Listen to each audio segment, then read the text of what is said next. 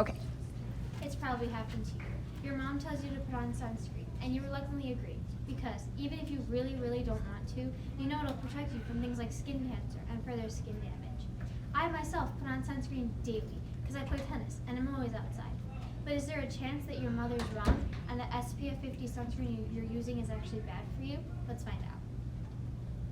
Before answering the pending question, basics of sunscreen must be understood. The sun produces two different types of rays, UVA and UVB rays. When your skin is exposed to any of these rays for long periods of time, it can cause damage, like sunburns, thus why you wear sunscreen. There are two different types of sunscreen, physical and chemical sunscreen. Physical sunscreens literally act like a barrier on your skin, reflecting off those rays when they come into contact with your skin. Physical sunscreens only cease to work when your skin soaks in the sunscreen or it is rubbed off by some external force. Chemical sunscreens, on the other hand, have various molecules in them that take in the UVA and UVB rays.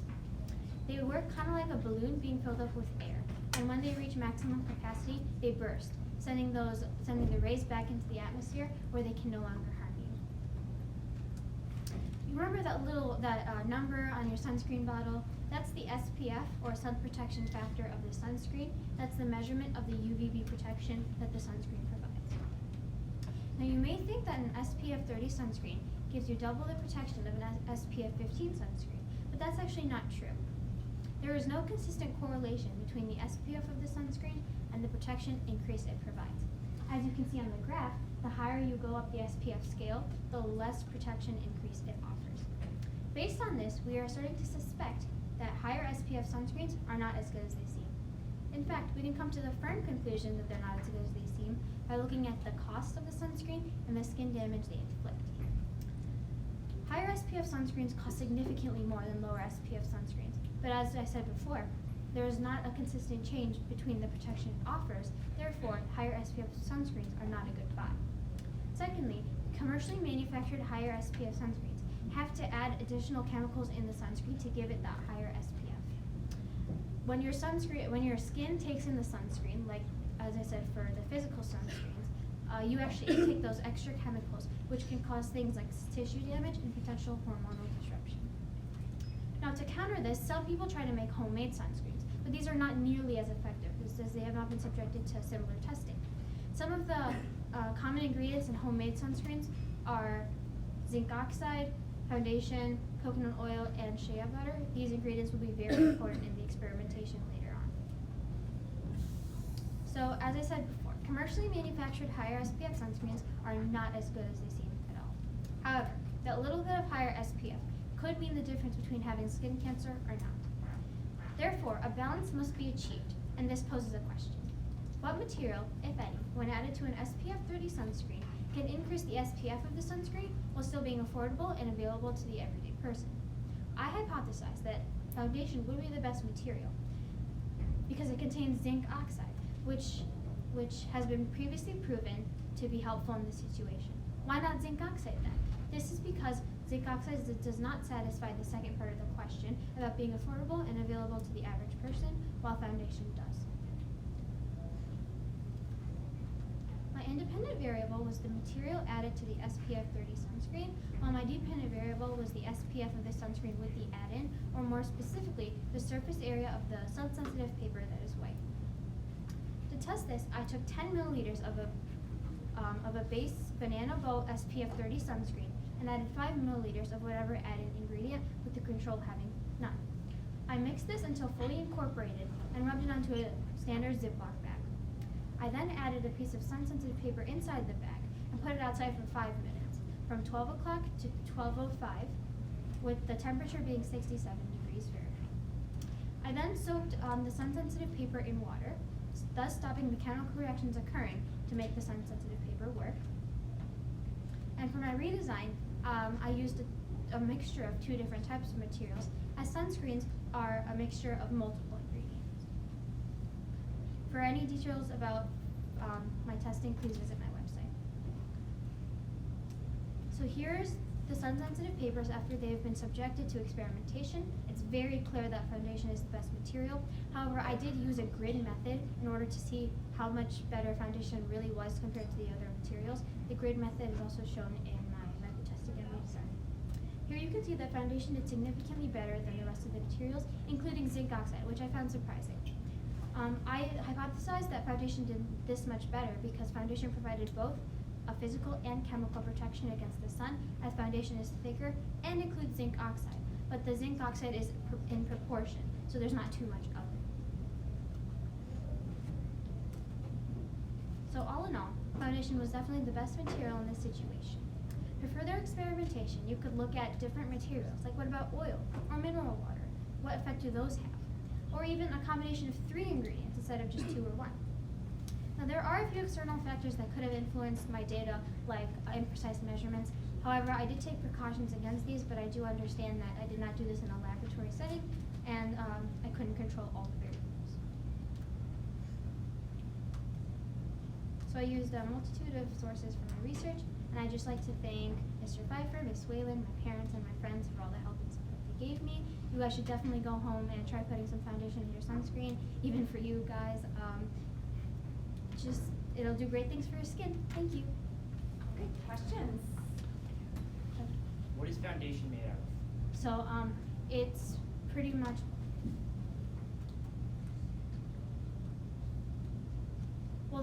the foundation I tested had zinc oxide in it, as well as it had different sorts of creams that didn't really affect this at all, as well as coloring, obviously, because foundation is an aesthetic tool. One more question? Laura? How did you know the percentages exactly? Okay, so I have it in my method test redesign. It's in a separate document, but pretty much what I did was the sun-sensitive paper, I placed a grid that I created over it.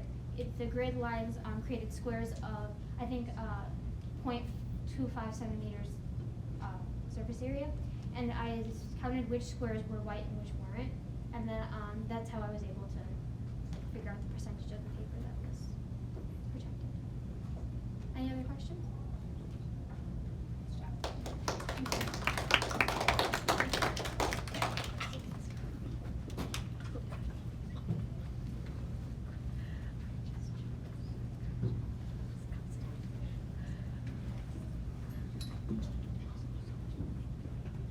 Hey guys, most of us are going to be eating lunch soon, but I'm pretty sure crickets won't be on the menu. However, crickets and other insects feed over 2 billion people daily, mostly in South America and Asia, providing them with nutritious vitamins and satisfied bellies. This may seem inconceivable to us, as we live in a Western country where crickets and other insects have yet to be culturally accepted as food. My test tested entomophagy, the consuming of insects by us humans, and how it affected our minds and bodies. As many of you may know, I love baking and cooking foods, however bizarre and weird. I incorporated crickets into granola bars and cookies, testing them with many of you. Before I tested you, however, I came up with a few questions I wanted answered. The first question was related to the social impact, and was in what ways would asking various participants about their opinion on entomophagy measure public opinion. The second was on the physical impact, and how edible products made from insects differ from plant, and taste and health benefits. I believed that the social impact, participants would not be interested in eating crickets and would not know statistics, as they have never been exposed to it. For my first impact on physical, on the body, I predicted that there would not be a significant taste difference, and that half the participants would pick the cookie with cricket product in it as their favorite, as my research showed that crickets have a strong nutty flavor that some participants may like. In my final test, I believe that eating crickets every other day would increase iron in the bloodstream, but not cause the participant iron overload or any of its symptoms. Before I tested many of you, however, I wanted to research on what the actual impacts were. Crickets are composed of very nutritious vitamins and can help combat iron deprivation. But because of their high iron levels, they may also cause iron overload, which is a serious health condition. Additionally, crickets take very little water and food than cattle, pigs, and other animals to grow, and still have the same amount of protein. Lastly, crickets can taste anywhere from nuts, meat, or even lemons, depending on where they were grown and what they were fed. This was tested in my second test. For my first test, I created a survey. It measured the public's opinion of eating insects, health benefits of insects, sustainability, and world consumption.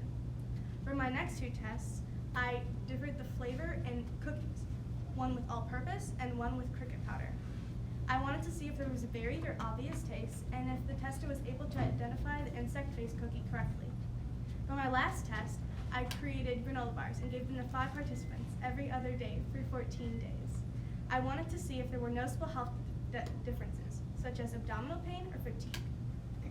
For my first test, I created a survey that was related to research questions. I had 48 participants, including yourselves, take the survey and compare the results with the research. If I were to redo this, I would have it on paper. That way I would know no one was looking up the answers. For my next two, I had to make sure all participants did not have a food allergy in case they had an unknown allergic reaction to the crickets. For my first test, I researched a sugar cookie recipe and made half a batch regularly and the other half with cricket powder. As you can see, the dough for the cricket powder turned brown because of the color of the crickets. Here it was imperative that the participants did not know the color of the cookie, as they may have guessed which one was which before even tasting it. After this, I blindfolded or made the participant close their eyes, then had them take a bite of each cookie. I then asked which cookie tasted better and which cookie was made with cricket powder. I let them say I don't know in case they were very unsure and wanted to see if any of them were very positive on which one was which. If I were to redo this, I would test all the participants at the same time and use fresh baked cookies in case the taste was impacted. For my last test, I researched a granola bar recipe. I added 1 cup of cricket powder to it, and because of this, it was very crumbly, so I added more honey than the recipe recommended. As you can see here, I packaged the granola bars and gave them to each participant every other day around lunchtime for 14 days. Before I gave it to them, however, I had them take a control granola survey before any granola was eaten. This asked them about their health. After 7 days, I had them take a first week check-in, and after 14, I had them take a second week check-in. For my survey, there were a lot of questions. The first four were related to the the eating habits of the participants.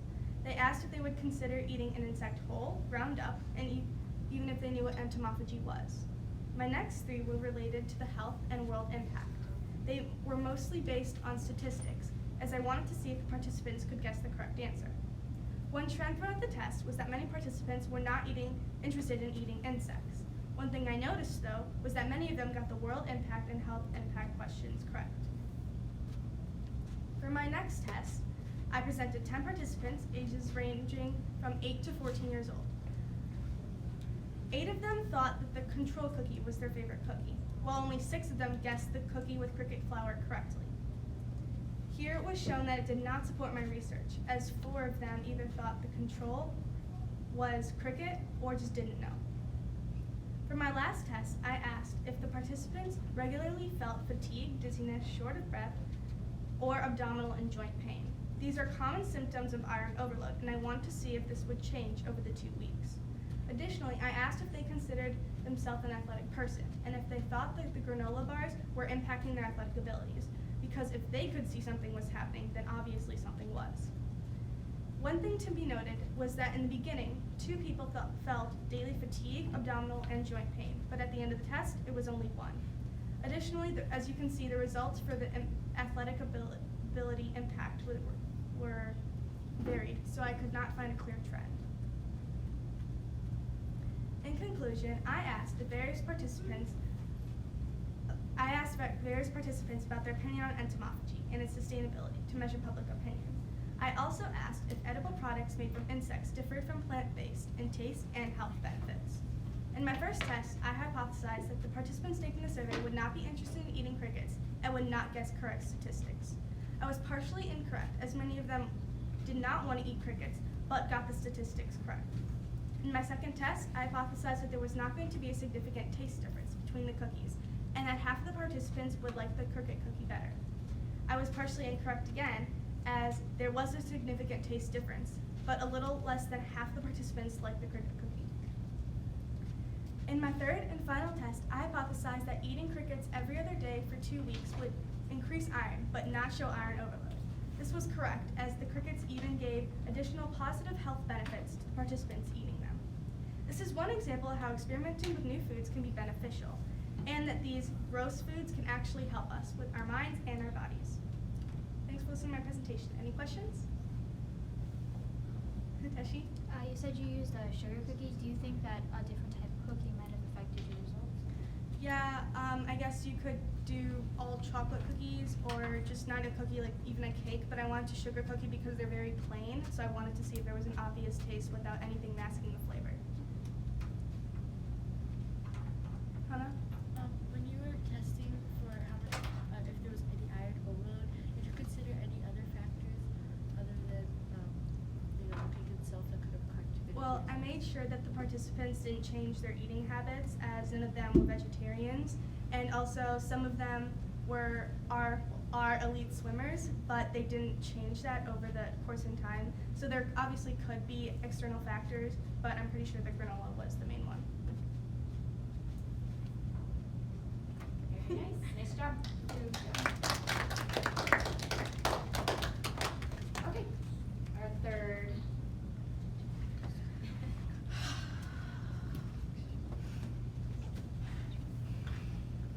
How do I get to the, Say that again. how do I get to the? Just minimize that one.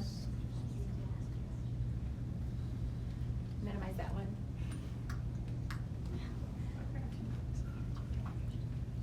There you go. Find it. Yeah.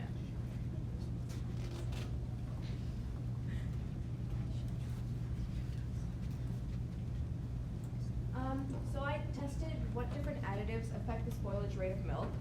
So milk is an important part of our diet because we need dairy, and it's consumed by more than 6 billion people around the globe. If we can decrease the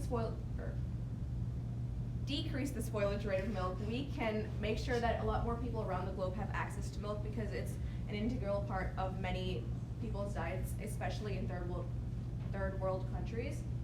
So milk is a liquid secreted by the mammary glands of mammals, and in this case refers to those of a cow. It's the primary source of nutrition for infant mammals, although humans continue drinking it throughout their lives.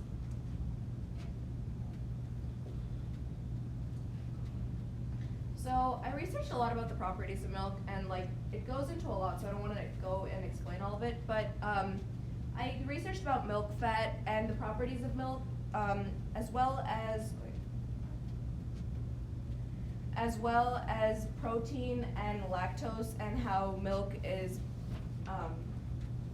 the components of milk. I also researched about the vitamins and minerals in milk and effects of heat treatments and light exposure in milk because that could affect the spoilage rate.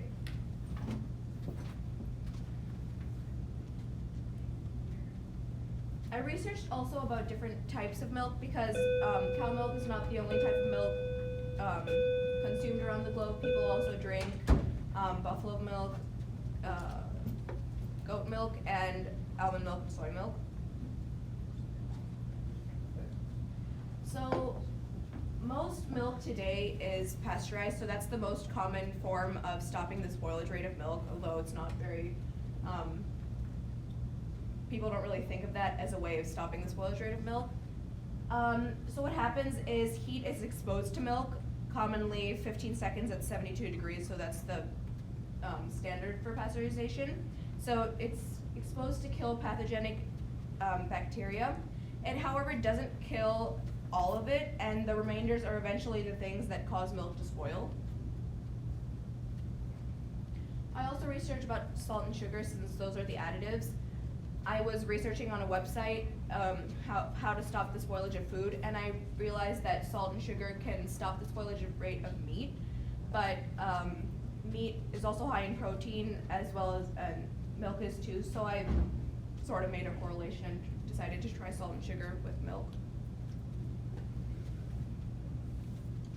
Okay, so my question was, what materials added to milk will positively affect the rate it spoils? So I proposed to add a small amount of salt or sugar, about a teaspoon, to slow the rate at which milk spoils. Salt and sugar in any form try to match the amount of salt and sugar in the foods that they are in contact with. So this stated in the research section has the effect of drawing the water from within the food to the outside and injecting molecules of salt and sugar into the food interior. So this reduces the water product activity and therefore has a lower chance of spoiling. I predict that salt will be the most effective in slowing the rate at which milk spoils. So if we're able to find an accurate way and a reliable way of slowing the rate at which milk spoils, this can help millions of people, especially people who don't have enough money to consistently keep buying milk and they have to ration the amount they buy. Materials were 3 glass cups, whole milk from Whole Foods, Morton salt, light brown sugar from the Domino's brand, and plastic wrap. My independent variable was salt and sugar, and then I had a control with nothing added. And my controls were the environment, which was set to 42 degrees Fahrenheit. And what I measured was the time an hour that milk took to spoil. So what I did was I had three glass cups, and I added 6 ounces of milk to each glass. One of them I set aside after covering with plastic wrap, and the other 2 I added a teaspoon of salt to one and a teaspoon of sugar to the other, and then I wrapped them up and I stuck them in the fridge, which was at a temperature of 42 degrees Fahrenheit. So that, not in the fridge, afterwards.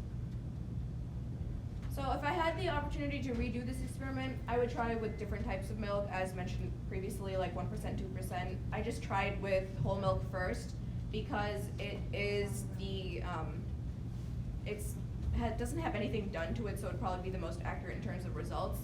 I would also, if permitted, want to try it with unpasteurized milk, because many third world countries that are the primary consumers of milk don't really pasteurize their milk, they just sort of drink it straight from the cow. I can also try it with almond milk and goat milk, soy milk, etc.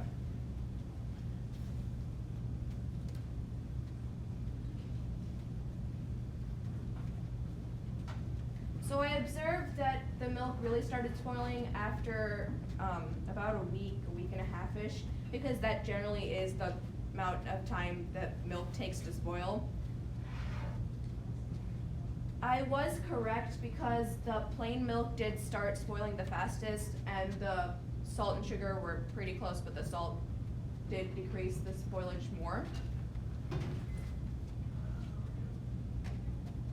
There was a positive trend observed in both variables and the control in the beginning around the 7th day of testing, where the amount of milk that was spoiled started to increase. This can be assumed because after day 7, the percentage of milk spoiled continuously increases without fluctuations and that are with a negative slope.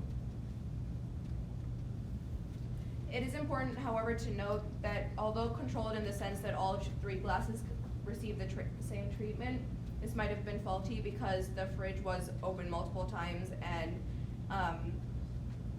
waves of heat might have come in. So from analyzing the data, we can conclude that salt is the most effective in spoiling milk, so this makes my hypothesis correct. So in our charts, we saw that the milk with no additive is the fastest in spoiling. So this really shows how much better salt is, and sugar too, compared to plain milk with no additives. The redesign of the experiment goes into detail about trying it with different types of milk, but a few factors, as mentioned before, could have influenced the data, such as outside temperatures when the fridge was opened, and the system used to measure the data was somewhat flawed, since I couldn't exactly measure the percentage of milk that was spoiled, so I had to sort of eyeball it, but I had to use various methods, such as smell, odor, color, and where you turn the glass over, and then when you stick it back down, if it's sticking to the sides, that means it's spoiled. So our question and answer can be scientifically stated below. The question being, what materials added to milk will positively affect the rate it spoils? And the answer is salt, when added to milk, can decrease the spoilage rate of milk, giving it a longer shelf life. This is good for people who aren't able to afford milk easily and wanted to preserve it for long periods of time, as it is easily implementable and inexpensive. I used a variety of sources, including videos, articles, and images. I would like to acknowledge my parents, my peers, my teachers, my friends, and appreciate testing. Questions? Any questions? Great. Yeah? Sebastian? Because like of course you're trying to increase the shelf life in a commercial area.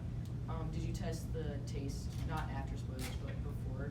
Yeah, okay, so I was thinking about that because like I know that people don't want to add salt to their milk. Sugar might be fine, but nobody wants to add salt to their milk. But the amount of salt you add is only a teaspoon, so really when you, especially compared to the quantity of milk, because you're not going to be adding a teaspoon of salt to a teaspoon of milk. That's kind of stupid, because generally people consume milks in larger amounts, so I didn't put an entire glass, I just put 6 ounces. So, because that was sort of the mean. And then when you add the teaspoon of salt, you can't really taste anything. I mean, if you're like Superman, I guess, but like, not really.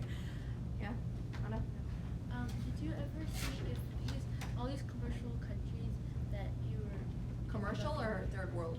or what did You said commercial. Commercial is like the U.S. and stuff. Third yeah, world is like. third world. Yeah. Yeah. You say you would use salt to make to decrease the spoilage rate of milk in these third world countries. Did you ever see if like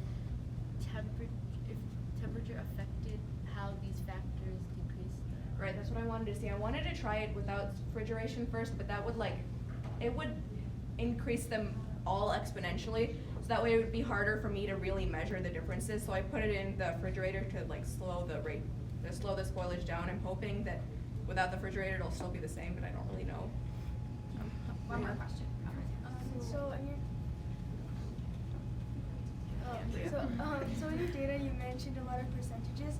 So were these numbers like, based on observation, or did you have another number? So my most clear actual percentage was at the very end of the data, since that was when I can actually uncover the milk and test it with physical contact. But it was harder because my percentages were based on a culmination of all 3 aspects, visual, odor, and consistency based on shaking the milk. So yeah. Okay, all right, for time's sake, we're gonna wrap this one up, nice job. And we'll go to our last presentation. I think I did better this time. You did. And you guys have been a terrific audience. We have one more presentation, and then we'll get you out of here on time. Yeah. So thank you. So arthritis is probably a disease that makes you think of old people and people with canes and things like that. But that's not actually how arthritis works. Arthritis impacts over 50 million people in America. That's 1 in every 5 adults. And I was inspired to do this project because I play piano and my first piano teacher had osteoarthritis. So that inspired me to look into this further. Arthritis just generally refers to any disease correlated with joint pain or joint degeneration, which causes pain for the patients. And it often happens when cartilage or the joint tissue is worn down and the bones rub against each other, causing pain for the patient. Degenerative arthritis is the most common form of arthritis, and it's also known as osteoarthritis. And it happens when a joint is overused and the joint tissue degenerates and the bones begin to rub against each other, causing pain. This is the one that I looked into mostly in my experience. And the other type of arthritis is autoimmune arthritis, which happens when mutated white blood cells attack at joint tissue and pain occurs for the same reasons as degenerative arthritis. So in order to understand my experiment, we need to understand how our fingers move. And our fingers have 2 basic movements, which are extension and flexion.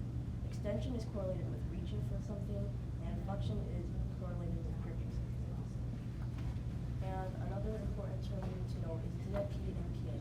The DIP joint is the joint in your fingers which are farther away from the palm, and it's the distal interphalangeal joint. PIP joint is the proximal one, and it's closer to the bone. The motions that I was looking into were typing, gripping, and writing or drawing. And typing is a combination of flexion and extension of both joints. Gripping is primarily just flexion of both joints. And writing is a slight extension while the joints are flexed. This helped me create my overarching question, which was what types of repeated activities can lead to an increased risk of osteoarthritis, and how can I reduce this risk by recommending precautionary actions. So my hypothesis was that a typing motion would cause the most joint damage because I found that it needed both joints to move, and it was also a more pronounced movement than a writing motion, which also required both joints to move. So my independent variable was the type of movement performed, and my dependent variable was the amount of modeling clay, which modeled joints, and the force generated from each movement. So I created a model finger using straw, in which I cut out 2 holes representing the joints, and I strung a string through those holes to represent the tendons of the finger. And this created my model finger, which moved just like a regular finger, in which the PIP joint is able to move on its own. As you can see, the DIP joint requires movement of the PIP joint, just like if you were to try to move the top joint of your finger on its own, it's almost impossible. So I measured the force of movement by performing each movement and attaching my model to a force measure, and I see how many newtons of force it requires. And I performed the PIP and DIP degeneration test by putting 0.3 grams of Model Magic, which represented joint tissue, into the joint and performing the motions and measuring how much clay was left after the movements. And if I were to redo this experiment, I would want to find a model finger which is more anatomically correct in comparison to a regular finger, as this may have not taken into account the other biological processes that could have impacted my results. So I found that a typing motion required the most force to move, and the typing motion also caused the most DIP joint degeneration. However, a gripping movement was the one that caused the most PIP degeneration. So in conclusion, I can say that my hypothesis was partially correct, as a typing motion was most detrimental to the joints in terms of DIP damage and the force required. However, a gripping motion caused the most damage to the PIP joint. And like I said, I would want to find a more accurate way to model my finger, and also find a weighing scale that could measure in milligrams to see my data points more definitively. Or also look into other dependent variables such as pain, and look into other types of arthritis. So I can answer my initial question by saying that a typing motion causes the highest risk of osteoarthritis, and by avoiding typing intermittently, you can reduce your risk of acquiring osteoarthritis. Any questions? Have you ever considered testing this on just like finger joints, but with like other joints like knee? Well, I was testing in general on hinge joints, so any hinge joint in the body, like an elbow or your knee or your toes, this would also apply to that. Mila? Why did you choose Model Magic to portray the cartilage? Well, I performed a preliminary experiment in which I used Model Magic and Play-Doh to see which would best represent joints, and Model Magic represented the joints more accurately because it stuck to the fingers less, and cartilage does not adhere to the bones, so it's more accurate. Are we just not like, did you not test the thumb? Well, the thumb is actually scientifically, it's not considered a finger. It's completely separate because it can perform other movements. It doesn't have a PIP joint, it doesn't have a DIP joint, it only has one joint. And it can also adduct and abduct, which is like this movement going out. Alright, yeah, so And so I found that arthritis doesn't generally affect the thumb because it doesn't have those extra joints, but